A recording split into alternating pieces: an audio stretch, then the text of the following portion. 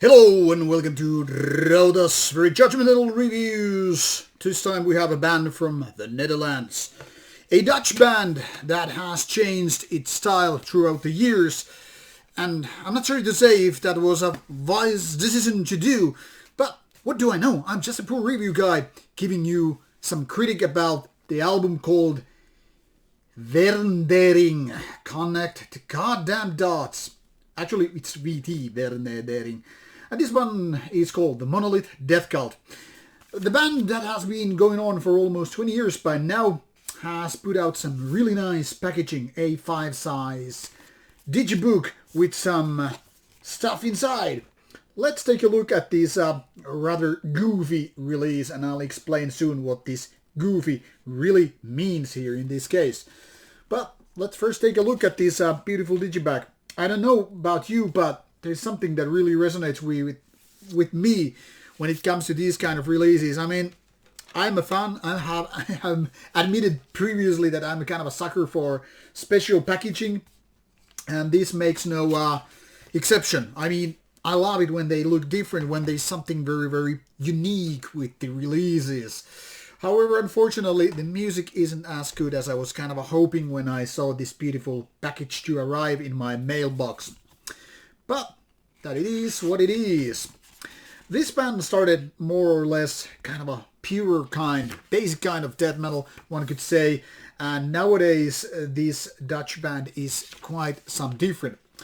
Can we call it industrial death metal, or is it more like symphonic death metal, or just, I don't know, experimental death metal? That is for you to decide, but I would say all of these terms kind of have their point when it comes to this band, at least nowadays. Now, from the original lineup, it seems that the band still has 3 members after 19 years, which is quite a feat, to be honest, given that so many bands have so many lineup throughout the years, especially when the musical style starts to change. And even this drummer of the band has been on board with few years, though Metal Archive still lists this fella as a live drummer, but here it is. This guy actually here. So all these have been part of the band for quite some time. Some, like said, original members. But that's about the packaging. Let's take a look at the band's Metal Archive site. So here we have the Monolith Deathcult page, and as you can see, from 2002 onwards, the band has been pushing albums every few years. One could say every 2 or 3 years. And now 2021 marks the year for V3. And this one is a curious case because, like I said, it is basically death metal, but you have these more symphonic elements, and then you have these kind of electronic parts, which are there to give this a kind of on this industrial vibe. But let's be honest about it, bands that are purely industrial rock or metal have way more, well, industrial feeling. That is more machine-made beats, more synths used, maybe more instruments that are not defined as instruments, referring to power electronics and all, the kind of a weird sounds that don't exactly sound like, hey, they're meant to be played. Now, this is still enough, flirting with them, and rightfully so, doing quite okay with that. Now, when it comes to more symphonic parts, then again, there are lots of synths or similar instruments used when there's kind of having this a little bit of a nod to bands like nowadays Timo Borger and the like. You have these synths, okay, we're doing death metal, but let's add some synths there. And that is creating this more kind of an electronic feeling with that. Now, for most people into death metal, this is a big no-no, but that is not to say it's outright bad. It's just weird maybe in the context of death metal band. What doesn't really suit this band is the amount of humor, or should we say humor in this context, because this starts with the intro, which is kind of a spoken part. It's kind of an ironic talk here and there. And for the first time, you're like, okay, I'm going to listen to it. And then you don't really care. You just kind of want to skip it. And the same goes for the last track called Blood Libels here. Actually, it is different order here, but probably. So I guess this Metal Archives information is incorrect, and I'm incorrectly quoting it. Doesn't really matter, but the point is, when this last track ends, it is kind of a false ending, and then after a little bit of a pause, it continues with this, once again, funny commentary. And these are the elements you really can't skip. I mean, they're not individual tracks you can just skip on your remote control like that. You are just basically forced to listen to that bullshit talk. Even though it doesn't take much of a time, it kind of gets very repetitive and boring after a couple of times.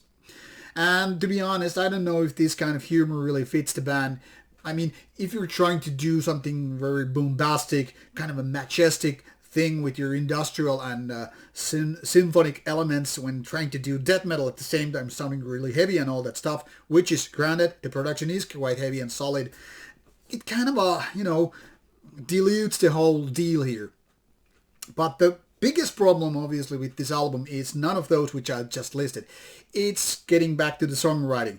It's getting back to these compositions which are, I wouldn't say messy, but I would say they're quite boring. Now here and there you will find better riffs and like, okay, this band is gonna now lift up and all that stuff, except it doesn't. It flies like a chicken. It's more like jumping around, flapping your wings, and then getting back to the ground. And in case you're looking for an airplane or helicopter, well, too bad for you, this baby ain't gonna fly. And that is my problem with the album. It's not bad.